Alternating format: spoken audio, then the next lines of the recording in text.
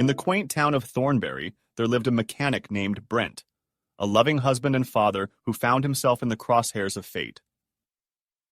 Ever since his wife, Jolene, had gone on maternity leave, Brent's morning routine, 5 days a week, consisted of breakfast and then kissing her on his way out the door as she handed him his lunch and a thermos of coffee. Familiar with the pattern, their newborn daughter, Stacy, and golden retriever Jasper would fuss, each in their own way, on cue.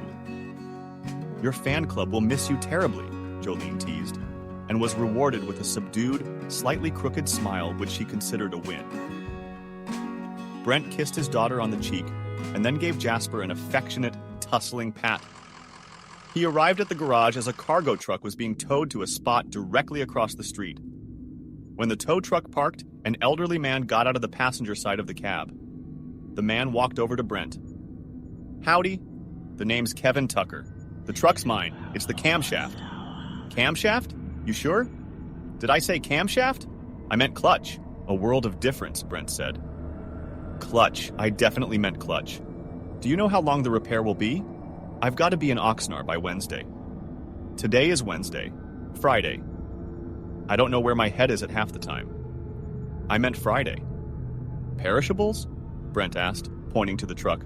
"No, I'm an antiquities dealer. I'm transporting a mirror. My client has a deadline."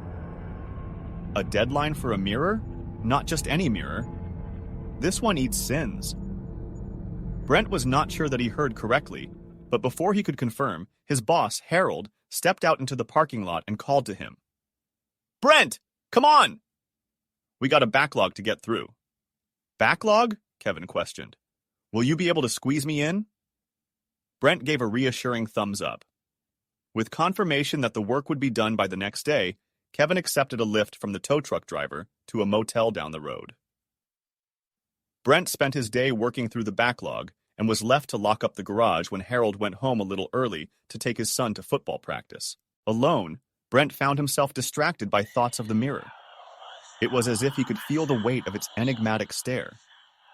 The mirror knew his sin and was hungry for it. Racked with guilt for having an affair on Jolene during her pregnancy, Brent saw an opportunity to unburden himself. He went into the back of Kevin's truck. The mirror was the only cargo. Brent walked up to it and stood gazing at himself. It did not take long for the feeding to begin. Brent's reflection became hideous for a moment, and then it was over. He was not sure if the process was done, but, with nothing more occurring, he left, not entirely certain if what he saw had been merely a trick of the light. On his way home, he did notice that the guilt was gone. In fact, all his guilt was gone, about everything. He felt lighter, but also disconnected. The world around him seemed somehow more muted. The vibrance was dialed back. He was deep in thought when he walked into his house to greet his fan club. Brent was overcome by the stark realization that he felt nothing for any of them. Stacy began to cry and nuzzled into her mother's arms, while Jasper remained protectively between him and Jolene, barking.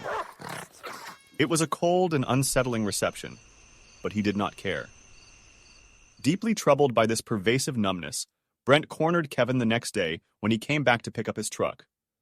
"What else does that mirror do?" Brent asked discreetly. "What do you mean?"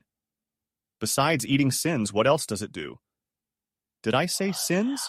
I meant souls."